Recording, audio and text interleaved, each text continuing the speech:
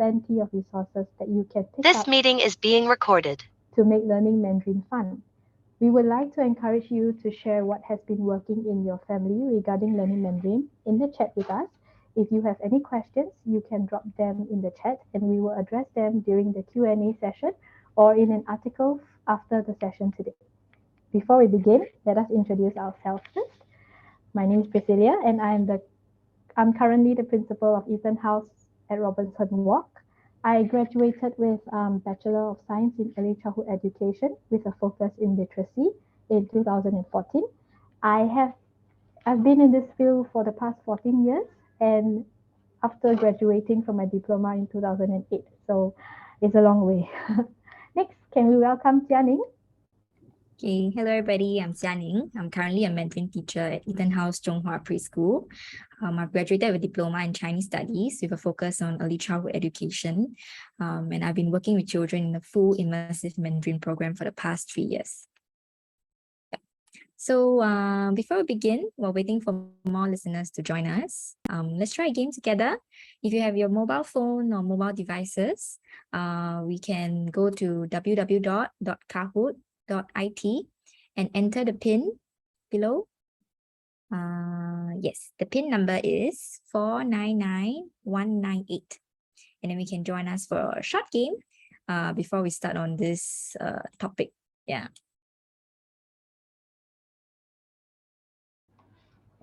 Feel free to let me know if you encounter any difficulty or you need any assistance. 499198. Okay. So in this game, we will actually have questions, and then you will just have to select the correct answer to the questions. Yeah. Yes, I see many people are joining. We just wait for a few We have a more. Tom Cruise here.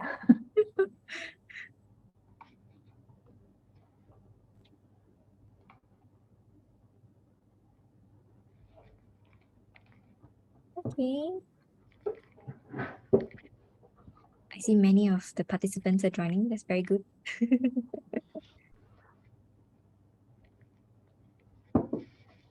Okay, currently we have 18, 19. Okay.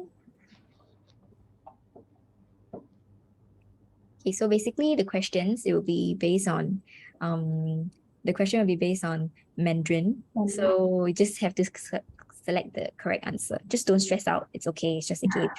No pressure. We will all learn together and we will have fun together. Oh, okay. Can you join the Kahoot? Maybe I'll get you can just use switch on the Safari and then you go to www.kahoot.it. Perhaps I will put the link in the chat for you. Give me a minute.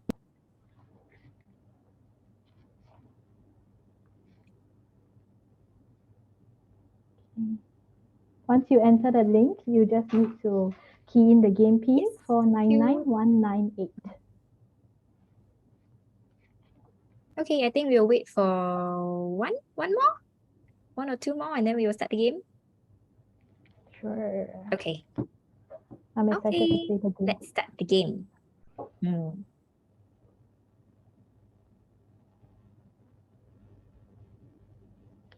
Okay, the first question is, what is pineapple in Mandarin? The red one is called Huang Li, the blue is Feng Li, the yellow is Bo Luo, and green is all the above. So you can just click any of the colors that you think is the correct answer. Okay, we see many answers. 3, 2, 1. Wow, we have 6 people who chose all the above. Yes, that is correct because Huang Li, Feng Li, and Bo Luo is actually all the different terms that is being used to call pineapple. It's just used in different countries. Yeah, I'll explain further later. So we go on to the next question. Oh, we have Pris at 906. Very good. Yeah, I should not answer. Okay, next. What is bus in Mandarin? The red is called 巴士. The blue one is called 公交车. The yellow is called 菠萝, and the green is 巴士和公交车. So it's a combination of 2 answers. 4, 3, 2, 1. Okay, and we see what is it. Wow, we have a lot of people choosing 巴士. 巴士 is actually the term that we use in Singapore, and it's not wrong, it is correct. But 公交车 is the term that they usually use in mainland China. So both of them are all the terms that we use for bus, for what is bus in Mandarin. Yeah. Nobody chose Polo though. It's good for me. They probably knew from the previous question. Okay, next Good question. What is bicycle in Mandarin? The red is 汽车, the blue is 脚踏车, and the yellow is 自行车, and the green is 脚踏车和自行车. 15 answers, 16, 17, 18, 4, 3, 2, 1.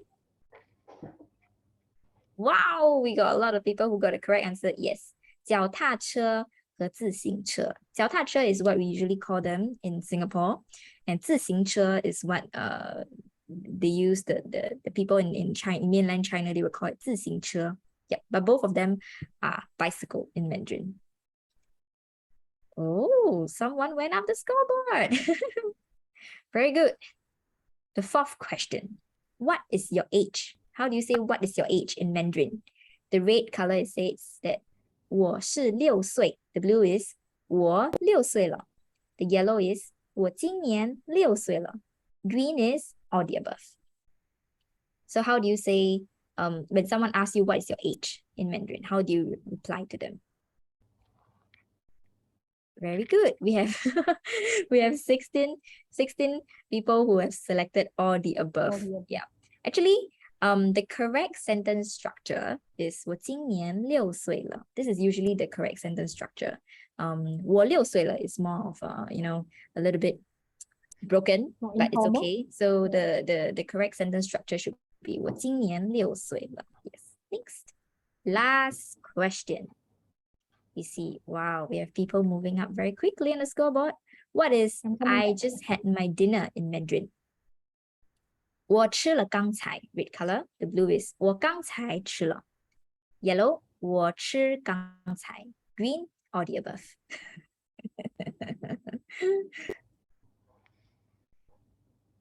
Three, two, one. Okay. We have a lot of our friends here who said 我刚才吃了. Yes, that is the correct answer. Usually in Singapore, especially in such a country where we speak English and Mandarin all the time, we will mix up the sentence structure. So a lot of it's quite common for us to notice, when we have young children and when they speak both languages at home, and when they speak in Mandarin, they use the sentence structure that's from English, and they'll say 我吃了刚才. Yes, but the correct answer is 我刚才吃了. Some people might have wondered what's the difference between 刚才 and 刚刚, because sometimes you say why can't I say 我刚刚吃了? So 刚才 is actually a noun that is used before or after the subject. So in this context, the subject is 我, is me, because I just had my dinner. And so we usually use 刚才. So 刚刚 is an adverb. So it is used to modify a verb or adjective. So for example, I say 这一双鞋子穿起来不大也不小，刚刚好.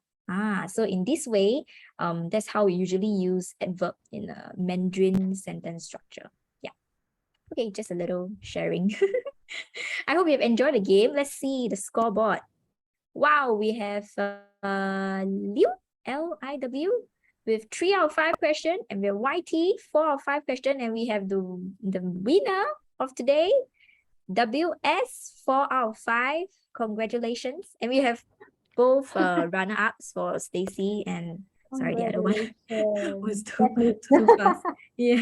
Yeah, congratulations. Thank you so much for being so participative. I hope you've enjoyed the game.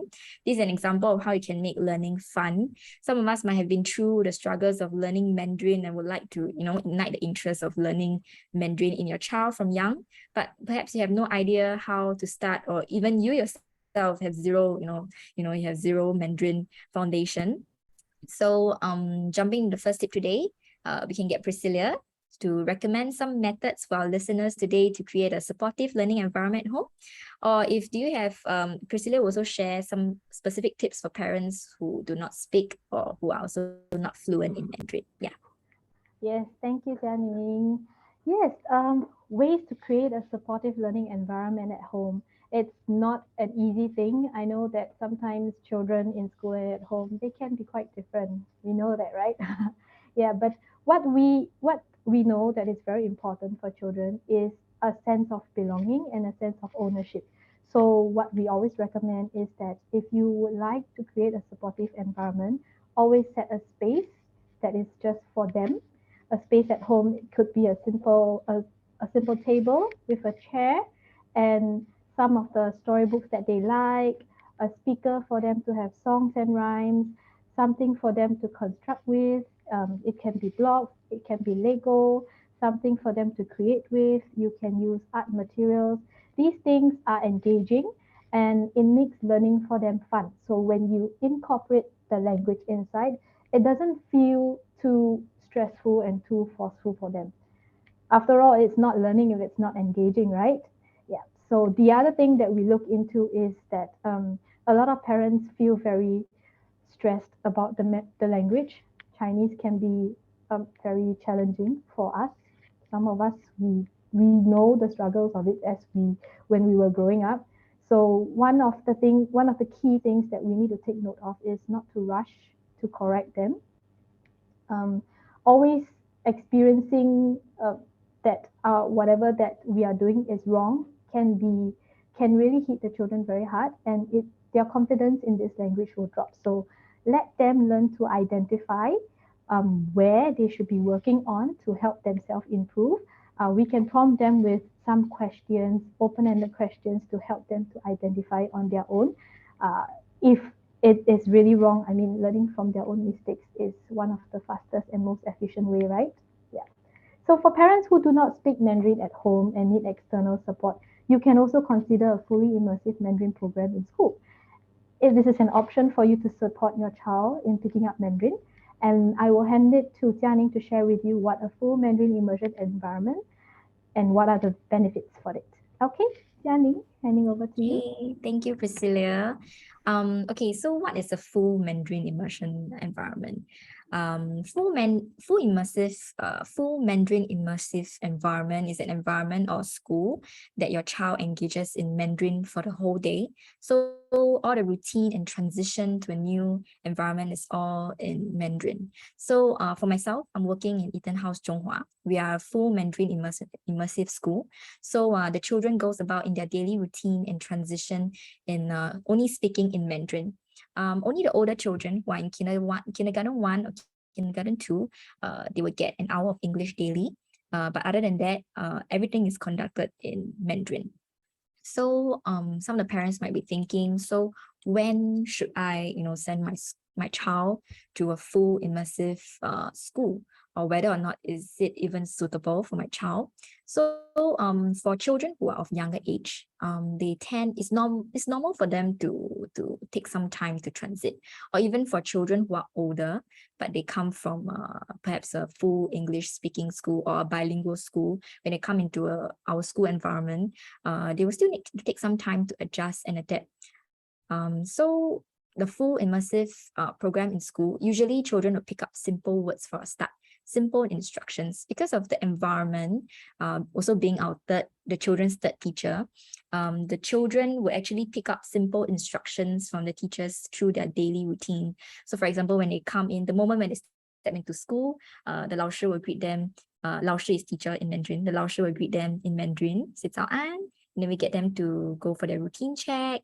And after that, the moment they step into the school, the environment is designed or set up in such a way whereby it is, cultural, in Mandarin culture, as well as when the children step into school, all their friends and teachers and even the aunties, the cleaner aunties or like the office staff, they all speak in Mandarin. So the children will pick up this simple words and instructions the moment when they step in.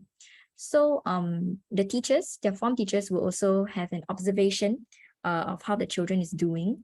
and they will also record it down and share with the parents how are they progressing. So just now, as I was mentioned, fully immersive program is where children engage in one language, which is Mandarin, and they're also immersed in the environment that focuses on that one Mandarin and focus on that one language, which is Mandarin.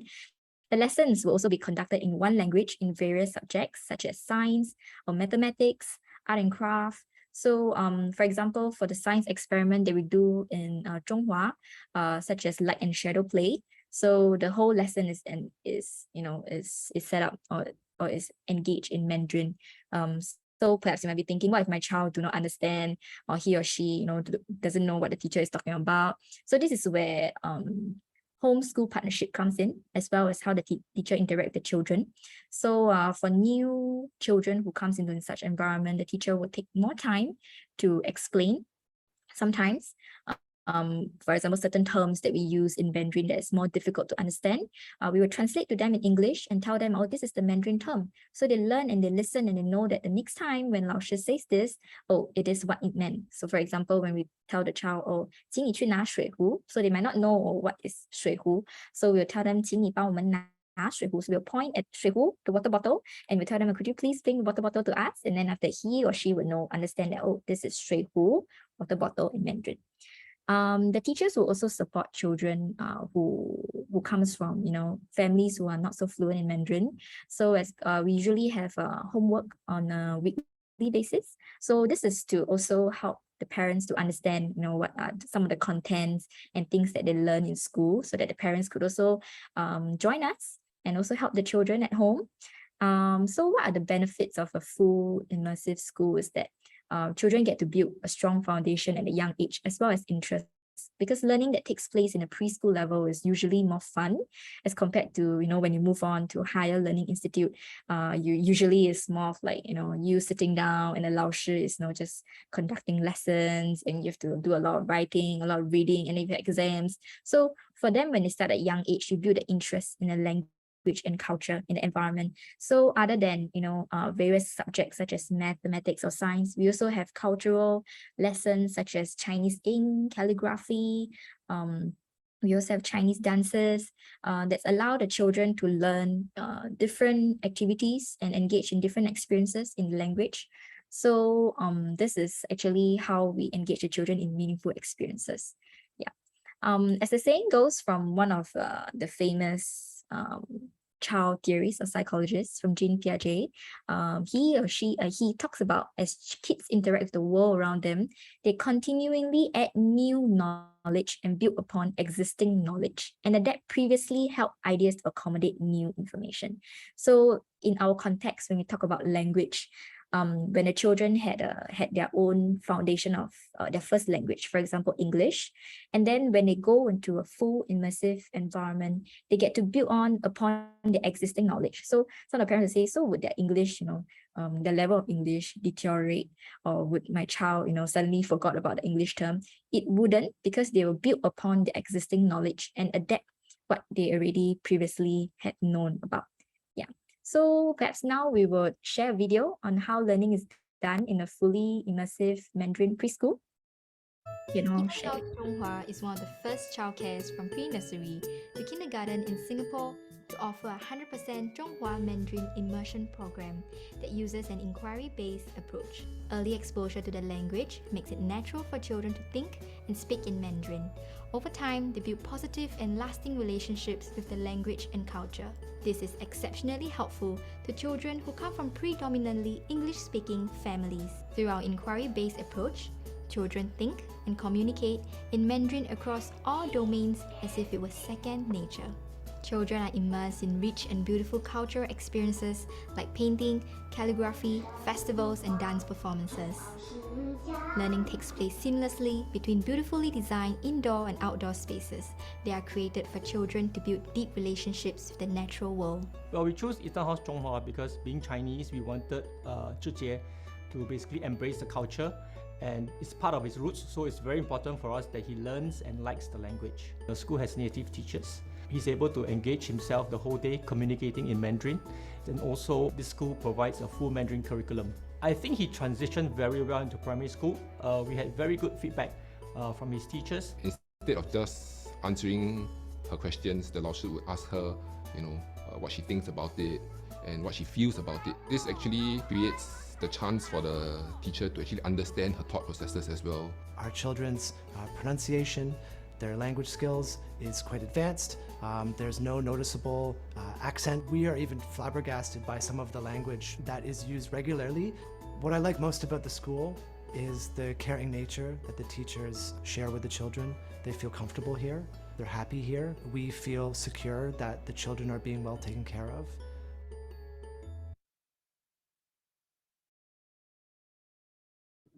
Yep. So I hope from the video, you'll be able to understand how is it like the routine in our Zhong Hua immersive preschool. So now we'll pass the time to Priscilia to move on to the next question. Yeah. Thanks, Jianing. Yep. Moving on to the next question. This is one of the very popular questions raised by our listeners. The question is, my child has no interest in Mandarin. What should I do? Well, this is very common, especially here. I know that learning Mandarin is quite a challenge. I think I went through that myself when I was younger. My advice is to actually for us to reevaluate and ask ourselves, what have we done? Sometimes it's really instead of not doing enough, we are actually doing a little bit too much. So some of the main reasons why children lose or have no interest, one of the reasons is that they do not have enough exposure. So if they do not have enough exposure, they will not have enough confidence to apply the language. So they could be learning it in school, but then in school, they encounter a lot of people who probably can speak really well. After school, when they go out of the context, they don't have a community where they can apply the language. So that is what we will say, there's not enough exposure. So the language stays inside them and it's not really coming out. One of the other reasons is that it could be too challenging. We need to ask ourselves, what are the support that they need from us? We need to work with them individually, one-to-one. We need to work with the teachers. If we can ask the teachers if there are any support that they can provide for us, some audio books, some work, maybe some words that we can use to play some games with them at home. A supportive community helps them very, very greatly. Yeah. And then the last one is we have to ask ourselves, is it too forceful for them? Are we are we really forcing it upon them? Because I'm very sure that when we are being forced upon something that we are not confident not really confident in, we will actually lose the interest in that language. And once we lose that interest, it's not easy to build it up again. So there is a lot of extra work that we actually have to put in to build that interest in the children. So I would like to highlight the importance of building that interest and that basic foundation for them. It doesn't matter what the syllabus is at the point of time. We need to evaluate where the children are at when it comes to learning Mandarin. If they are still at the stage where they need more time with the basic character strokes, then we need to stay with them at that level and then build that basic foundation with them before we move on to the next stage. Yeah, children need to have something that they can see. They need to have something that they can hear, something to play with, someone to interact with. It's quite a holistic learning if they have the hands-on experience, the interactive and engaging experience provided for them. And I guess this is actually not limited to age at all, right? Sitting at the desk and typing away the whole day is not exactly the most fun job. The fun times do come from interacting with people, um, discussing and sharing ideas with everyone, right? Yeah. So finally, we do need to consider the need to take a step back instead and let the children's well-being take priority. So there are other games that we can look into, like taking brain breaks. Some brain breaks can be action songs. It can be in Mandarin actually. So brain breaks, a short walk, just not too much time sitting down, learning something that is considered challenging for them. If you realize your child has no interest in Mandarin, Here, we can share 2 ideas to engage them. Jianing, would you like to start with the first activity? Yeah, sure. So we actually prepared 2 activities ideas for you to share on how we can engage with our children at home. So first activity is our shopping list with Hanyu Pinyin. This Hanyu Pinyin is actually, we will recommend it for the use of parents instead of the children, especially for younger children, because for children who speaks English at home, it might be a bit confusing for them with the English phonics. So the Hanyu Pinyin is usually for parents to read it and to engage with the children. So shopping list, I believe, most of us, we do our grocery shopping weekly or bi-weekly. So why not just bring our children around, and or you can get your child to create a shopping list with you, and then you and your child can go to the grocery store and you can look for these items. Instead of in English, you can ask them to find in Mandarin. So for example, we have a grocery list here. We have rice, mi fan. So you can ask your child, can you help me get a packet of mi fan? Those small packets, those big, it would be too heavy for them to carry. Or you can get to find some fruits, 水果, 面包, bread, 牛奶, milk, mask, 口罩, toilet paper, 厕纸, shampoo, 洗发水, and battery, 电池. All these are all the things that you can find in grocery stores. And you can ask your child to take the lead in this in this store to pick up the items. And at the same time, they can also understand and they learn like this words. They will know like, oh, the last time, because through meaningful experiences, the children remember, oh, the last time I went to the store with my mom to get rice, mi fan, and we did it in Mandarin. So this would actually be something fun for the children to try out. Yeah. So shopping list. Other than shopping list, you could also do, even if you go to the malls, just to run some errands. I believe with the advancement of technologies, translation is quite easy for us to do. So you can always, bring out your phone and you can Google, what does this term in Mandarin, and then Google will just translate for you. Yeah, so this is some of the ideas. One of the ideas, activity 1, take your child to the grocery stores and create a grocery list. And then we have activity 2. Can we get Priscilla to share with you activity 2?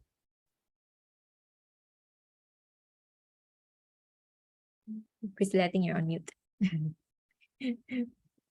I'm sorry. Thanks, Jianing. Yeah, I was just saying that the shopping list is actually quite fun because the children, number one, they do get to spend time with the people that they love, and then coming up with a shopping list, they can be involved in the writing, they can be involved in the finding, they can be involved in the paying as well. So there are actually a lot of skills that we are incorporating in this small little simple activity. Yeah. So besides coming up with a shopping list together, you can also bring your children to participate in experiences to spark their interest in learning about the culture. So if they like songs, you can bring them to watch a play or a musical. If they prefer interactive exhibitions, you can bring them to the museum. This is helpful for parents with no exposure to Mandarin. So we are getting the community, the external places, bringing them to these external vendors to actually immerse in the language and the culture. It's a very good learning journey with your child. Now, to the moment that you have been waiting for, we have put together a list of resources to help your child to develop their competencies in listening, speaking, reading, and writing outside of school. So don't worry, all of these strategies will be shared with you after the webinar. We will send a document with the recording of this webinar so you can rewatch it. Yeah, so looking at the strategies, we have in Mandarin, we actually observe the children through listening, speaking, reading, and writing. So we are going to break it down for you so that you can build on the skills through like basic foundation, some simple, break it down so that it's simple for you to engage your child in at home. So with listening and speaking, it's the most basic because they will hear it often, and it's one of the easier ways because when they're exposed to it, there'll be people speaking that language with them. Once they know the listening and speaking, then the comprehension comes in as well. So through this, the best way to do it is to build a routine. In school, we have a routine whereby we will give instructions to the children, and these routines are quite fixed in school. At home, you can build the same routine for them, give instructions to them to take their bag, to pack something in their bag, to help you to collect something, to keep something. So giving them these instructions will help them to comprehend, and it also engages them in a conversation. They learn to comprehend questions, and then in time to come, they will actually apply it by responding in the correct language with some of the words and vocab that they have learned. The other way is to read a story. Um, I have this saying to all parents from my school, a story a day keeps the scary language away. It doesn't matter whether it's Mandarin, English, Japanese, another foreign language. Storybooks are really one of the most magical ways to build the language skills, build the interest in the children. There is a context for them to help them understand uh, the storyline. They understand that this language can bring them joy, can bring them can build their imagination and creativity as well. So there are other ways. You can look into songs, dance. I mean, some of the older children, they are interested in different language music. So there you might not understand what they are singing. They might not understand what they are singing, but the subtitles can help. So uh, those if you feel that sitting down for too long is not helpful, they can watch something of their interest with subtitles in Mandarin so that they can relate as well. I know I do that, so it helps me to pick up languages. Yeah. So the what else you can do? I actually found a podcast with some audios where there are people sharing stories in Mandarin that will help families who don't speak Mandarin. Yeah. So we are going to share this with you later on in the further slides. So I'll hand it on to Jianing to talk about the writing and reading. Yep, thank you, Priscilla.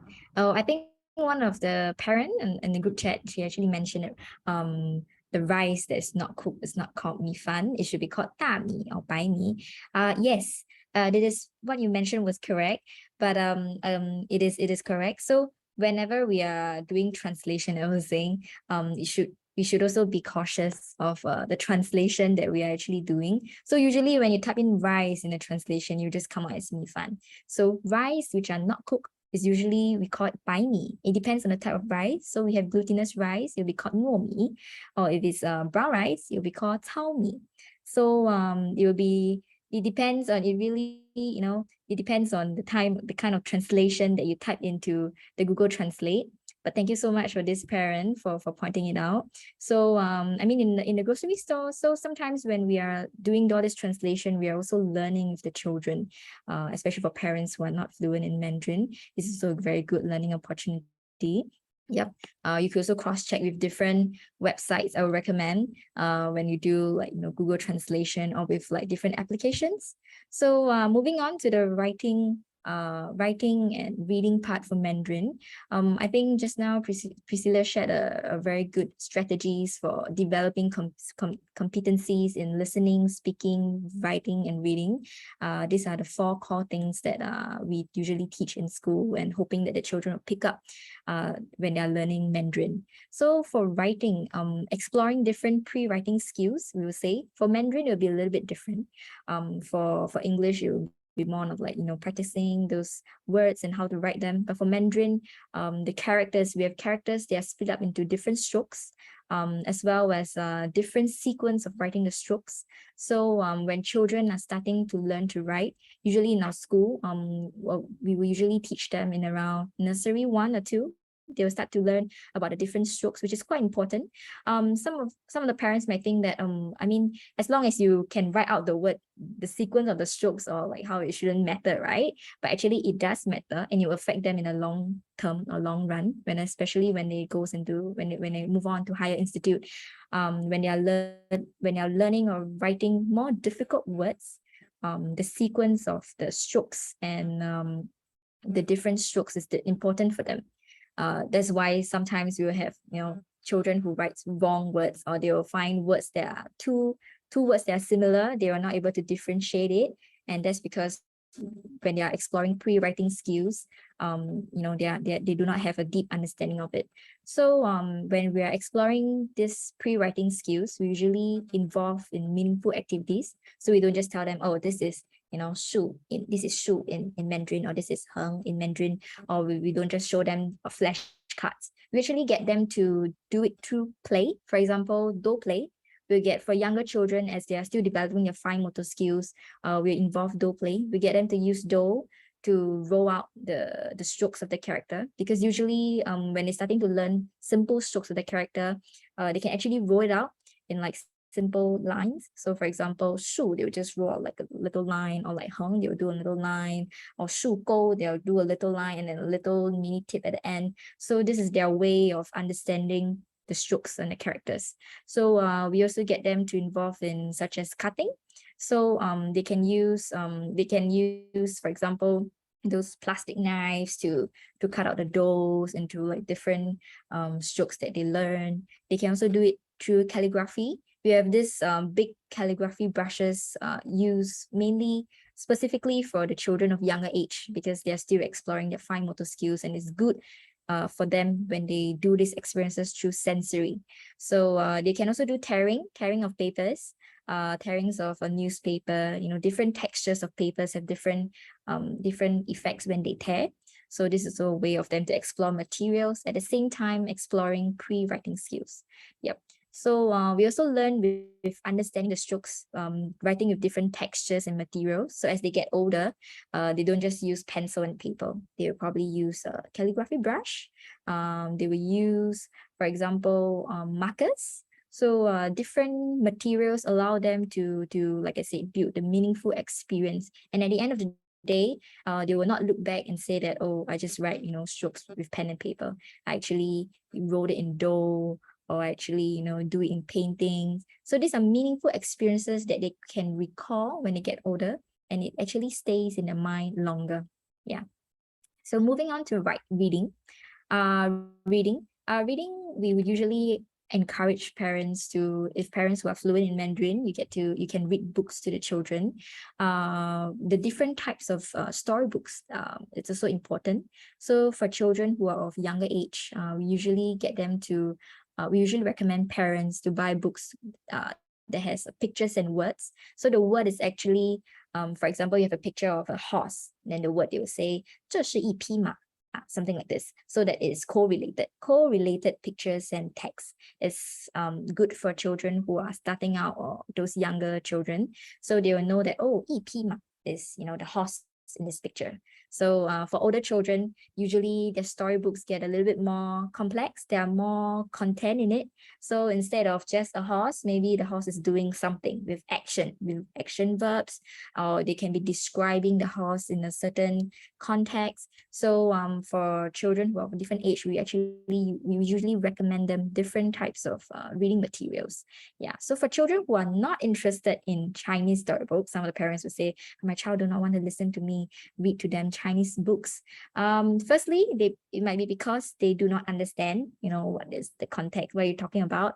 Secondly, it could be just they're not interested. So there's some ways that you can make them interested, which is through ebooks, electronic books, or we have some of the, as you can see from the slides, we actually have audiobooks on YouTube. You can go onto this channel and you can just type in 有声绘本. These are audiobook, and then you can search it up, and there will have a few children books for you to play for them at home. Usually these are in video form, so you might also be concerned about the screen time, and it's usually up to the parents as to like how much they would allow the child to watch or to listen. So if not, you can also take on the previous recommendation from Priscilla, the podcast. If you do not want them to have any screen time, you can play podcasts while you're sending them to school, or from places to places, or even while they are, engaging in certain activities at home. So these are some of the ways. You can also have games application. Learning through application is also one of the ways. On this, we have some examples of applications that you can search up on the Play Store, Google Play Store. And you can download it, and you can see it through yourself before you engage with your child. You can engage with them together in an iPad. So these are some of the ways that you can get your child to be interested in reading. Secondly, is about labeling items at home. So for example, usually we have pantries, or we have food in the kitchen. You can label them with your child. You can write out, print out the words, or if you can write, you can write it out yourself, appropriate to the age, in simplified Chinese. So in Singapore, we actually uses simplified Chinese. For other country, for example, Hong Kong or Taiwan, they are usually using traditional Chinese characters. Yeah, so you just be aware of that. And so these are some of the examples that you can look for. You can feel free to take a screenshot. We actually send it to you after the webinar. Yep. So right now, we have some time before we end the webinar. Priscilia and I, we can take on some questions that have been submitted by our listeners during the registration. So we can address some of the questions. Sure. Great. Yeah. So let's look at question 1. One of the questions we had was, how can we encourage children to memorize the different strokes and characters for them to read well? Is memorization the key to learning Mandarin?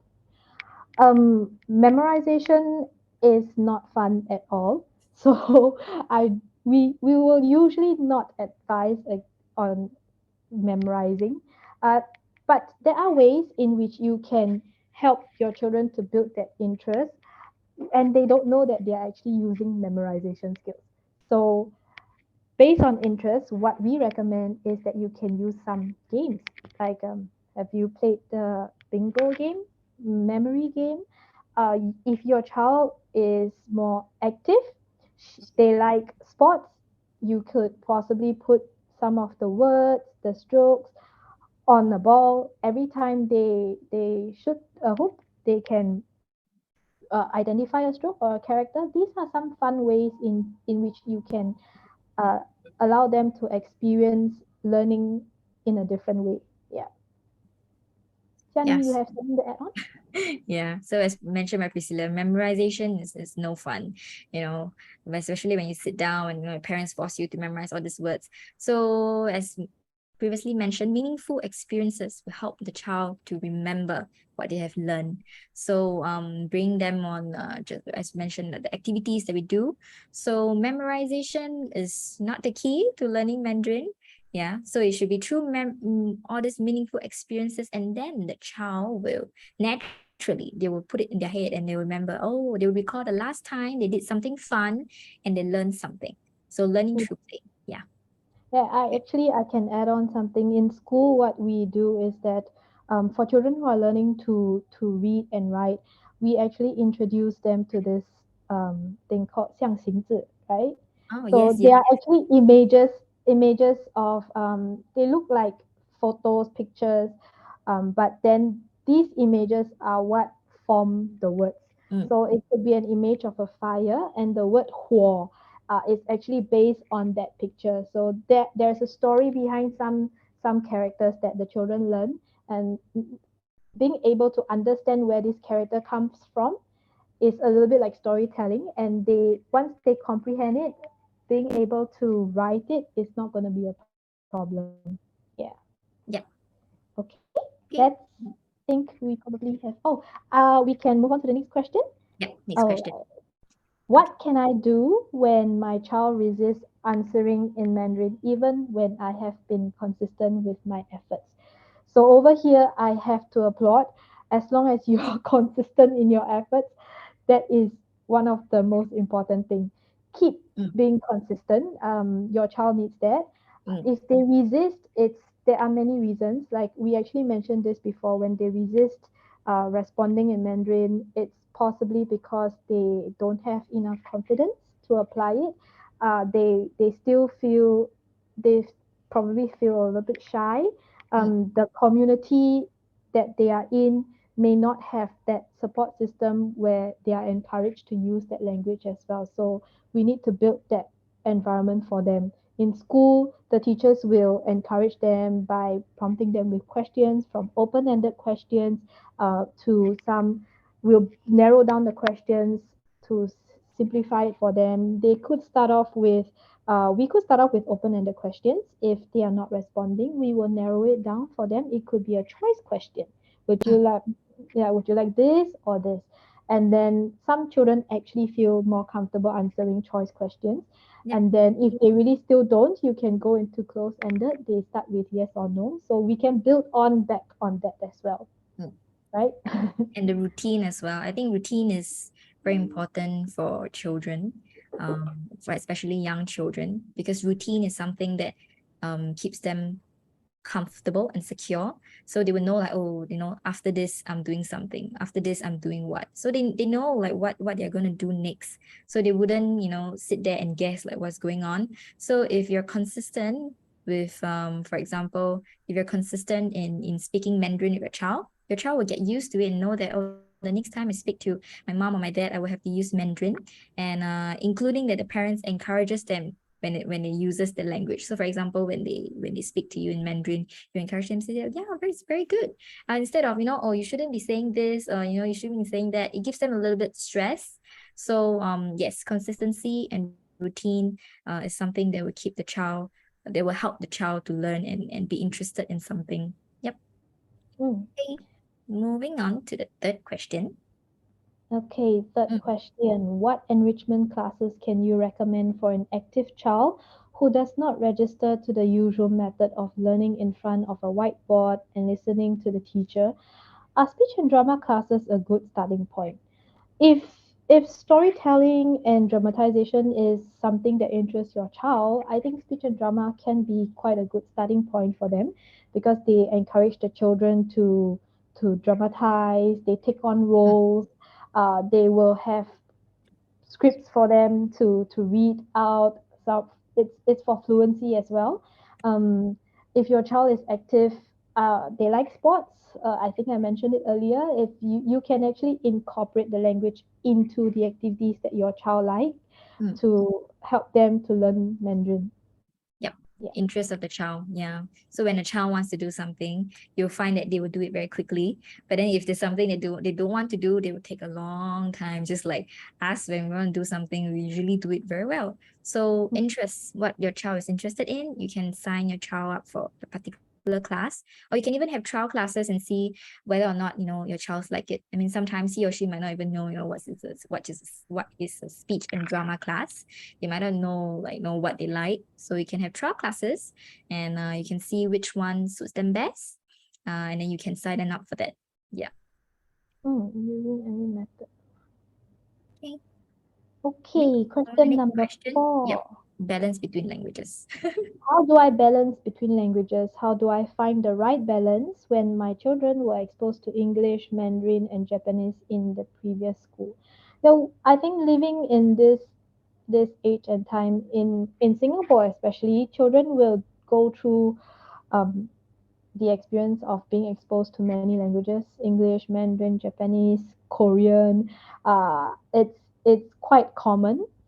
Uh, to find the right balance, I would actually think that giving them the environment is important. They know when to use the English language, when to use Mandarin, when to use Japanese. There's somebody there to converse and interact with, to engage them in. As long as this is ongoing, there's consistency, there's a routine, and they are comfortable. Most importantly, they are interested, they are comfortable. I think you have the balance right there. Yeah. So I have a child actually in my school. He's French. So he speaks French with his parents, but he's in my school, which is a full Mandarin immersive school. So he speaks Mandarin in school. And then his parents also sign up for English enrichment classes outside. So in this context, the child will know that, okay, when I go home, I'll speak to both of my parents in French. And then when I come through the school gate, I'll speak to my lao shi in Mandarin. And then when I go for my enrichment classes, I will interact with my English teacher in English. So in this way, it becomes a routine in his head. So he wouldn't know what to speak when he comes to school, and he doesn't know like, oh, am I supposed to speak to lao shi in English or Mandarin, or do I speak French or English to my parents at home? So this is the context and the routine that the parents have set for the child. So he or she is able to find, or rather is comfortable in speaking in these 3 different languages in different contexts. Yeah. The balance is right there as long as you're not testing them all the time. Like if Yeah. And you do this not is correct. discourage them all the time. You say that, this Correct. is not right, or this is, this is wrong. You should be saying Mm, that. So yes, the yeah. confidence. Yeah. I mean, when they go to schools where there's formal learning, in that environment, there will be the opportunity for more challenging experiences. They will be challenged to see where their potential is. But with us, with the family, it would be better if we are more encouraging so that they don't have it on both sides. Yeah, so it makes learning easier for them as well. I mean, every year as they move on from preschool to primary, they are going to be challenged all the time. So it's important for us to just be there for them, bring it down a notch if there's a need to. Um, just give them the space. There are times for them to learn engaging stuff, interactive stuff, without having to stress them out too much. Yeah. Okay. Right. Okay. So I think we still have some time. Do we? Yep. I think we have some time. You can take maybe a question or two Yeah, I think we can. from So the we can chat. I look think that, into a few the. parents have shared their question in the chat. Um, Will you be? I saw one. I think mm, Philip actually dropped off already. So maybe that question we can actually um mm, answer it through like email the to him. email. Yeah. Yeah. Hmm? We have But okay. one more. Using any method of Mandarin, like phonics. Maybe could we get you to elaborate on using on this question? Yeah. Yeah. Is there any Chinese playgroup at EtonHouse? Um, Chinese enrichment or Chinese. N1? Is there any Chinese play group at EtonHouse? I meant Chinese enrichment for Hmm. N1. The different Mm, schools in EtonHouse actually have external vendors. So we look through them at Robertson Walk. We do have vendors that they are here to introduce Mandarin to the children. So we do have Mandarin music and movement class for them. So they are actually learning music and movement in Mandarin. The teacher comes in, they interact with the children with musical instruments. There's stories for them as well. Yeah, so that's one of the enrichment that we do have for the children, and that starts from N1 all the way until K2. Um, oh yeah, but the enrichment is optional for parents to register for. Okay, To add on there's to Priscilia, we actually have um, to add on to Priscilia's enrichment class, we actually have a Eton Academy that offers speech and drama enrichment, Chinese enrichment for the children, but it's for children of age nursery 2 to kindergarten 2. Yeah, I'll share the link with you later. Yeah. Mandarin books recommendations to start off teaching and one child at home.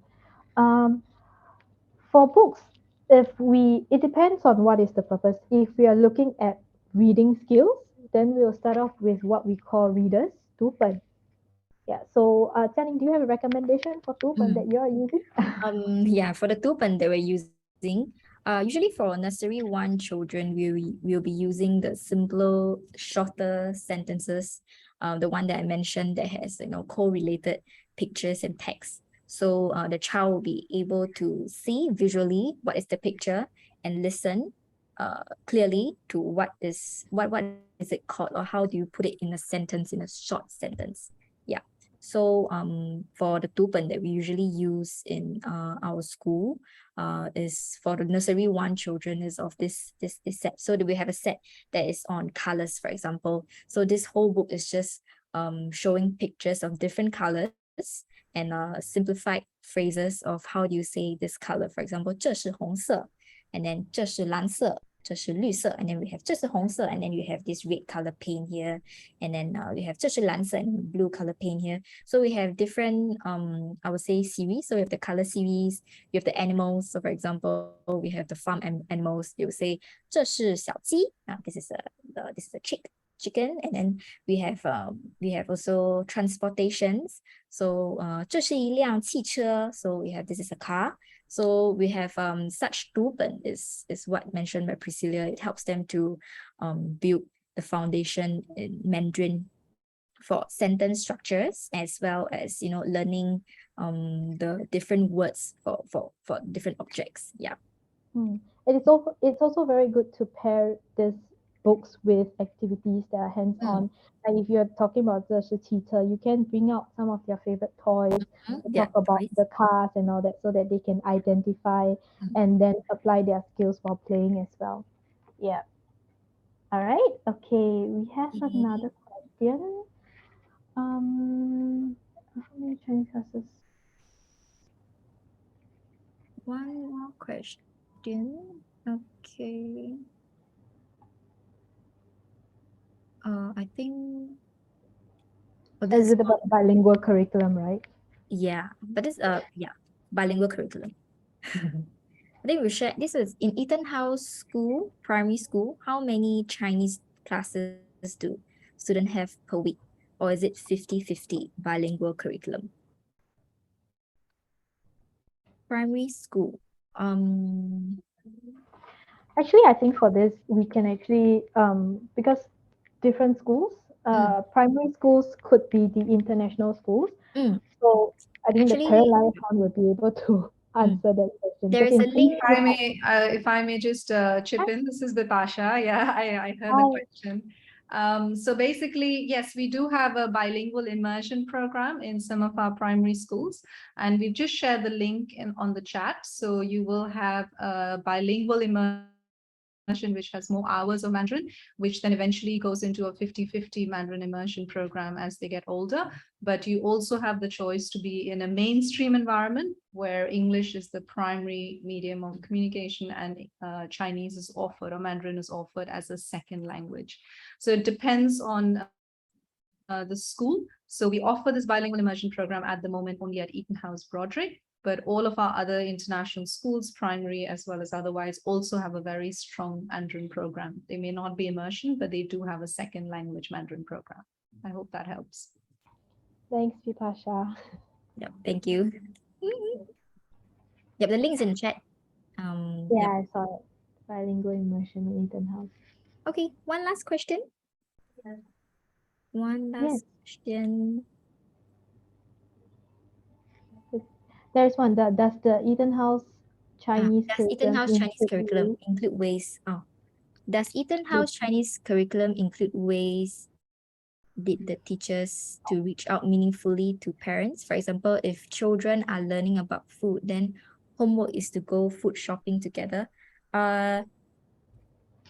Okay. I think in school we do recommend activities for parents to follow up at home, so that there is a way for the children to apply their skills not just in school but also outside of school.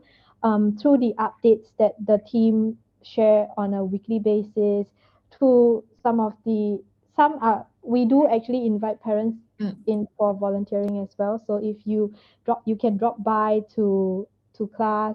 We will arrange such experiences for the children to build that partnership. Yes, correct. So through the activities yes, correct. Through the activities, the teachers update on Kagami, that's our school app to share updates with you. You will be able to, the teachers actually do share, like, what are some of the things that you can do at home with your child to build this language, to build the knowledge that they have just been introduced to in school. Yep. Okay. I hope all, we have answered your questions, and I'm afraid that's all the time that we have for today. So I apologize if we couldn't get to your questions. We will look into the chat and follow up with an article answering these questions. And also thank you to the viewers who joined in and gave us your lunch hour. We have the recording and list of resources sent to you by email. And if you'd like to listen to it again or share them with your friends. So besides the Chinese speech and drama holiday camp, the Eton Academy also offers English, math, and science classes in September. You can visit the etonacademy.com.sg and search for holiday camps.